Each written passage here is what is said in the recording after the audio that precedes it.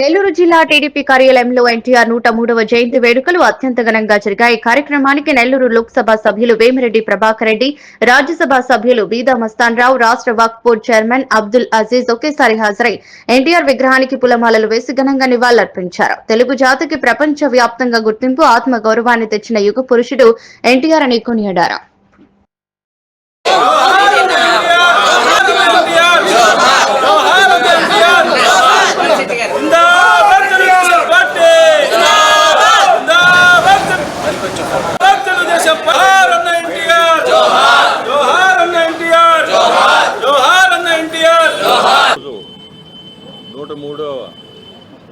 జయంతి జరుపుకోవడం మనం ఈరోజు చాలా సంతోషం.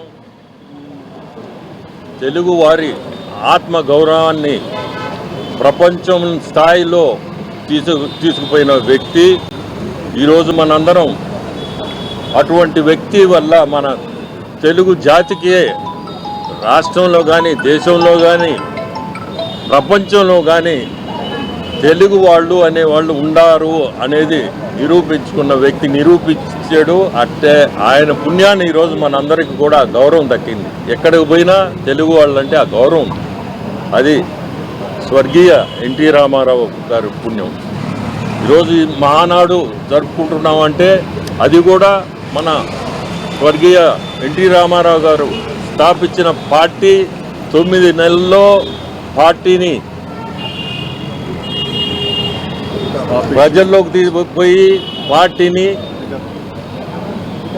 అధికారంలోకి తీసుకురావడం, అది కూడా ఒక చైతన్య రథంతో స్టార్ట్ చేసి పల్లికి తిరిగి ప్రజల్లోకి పోయి ఇటువంటి పార్టీని స్థాపించి డిసిప్లిన్ అనేది ఈరోజు మనం చూస్తున్నాం.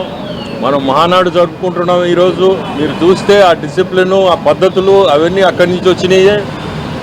2 రూపీస్ కిలో బియ్యం అనేది ఫ్రీగా ఇవ్వడం అనేది కూడా తెలుగుదేశం పార్టీని స్థాపించి నేను కమ్యూనిస్టుని కాదు, సోషలిస్టుని కాదు, హ్యూమనిస్టుని అని చెప్పి దివంగత నందమూరి తారక రామారావు గారు ఆయన దేశంలో గతంలో ఎప్పుడూ లేని విధంగా సంక్షేమ కార్యక్రమాలు కానీ సామాజిక న్యాయాన్ని కానీ చేసినటువంటి ఒక మహనీయుడు, మహానాయకుడు నందమూరి తారక రామారావు గారు. ఈరోజు ఆయన జన్మదినోత్సవాన్ని మనం ఇక్కడ జరుపుకుంటున్నామంటే ఇది ఒక ప్రజల పండగ అని చెప్పి మనం అందరం కూడా ఈరోజు గమనించాల్సినటువంటి అవసరం ఉంది.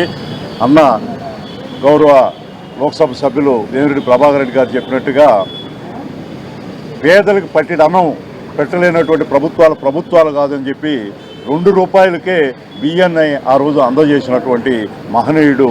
అదేవిధంగా 30 రూపాయల పెన్షన్ అప్పుడు ఏ ప్రభుత్వాలు కూడా భారతదేశంలో పెన్షన్ ఇవ్వనటువంటి సందర్భంలో 30 రూపాయలతో పెన్షన్ స్టార్ట్ చేయడం, అదేవిధంగా సొంత గృహం ఉండాలని చెప్పి ఇల్లు శాంక్షన్ చేయడం కానీ ఈ విధమైనటువంటి ఎన్నో కార్యక్రమాలు ఈరోజు మేము అందరం కూడా రాజకీయంగా గుర్తింపు పడ్డామంటే ఎన్నికబడిన తరగతుల వరకు బడుగు బలహీన వర్గాలు, మైనారిటీలు, మహిళలు అందరూ కూడా అది నందమూరి తారక రామారావు స్థాపించినటువంటి తెలుగుదేశం పార్టీ పుణ్యం.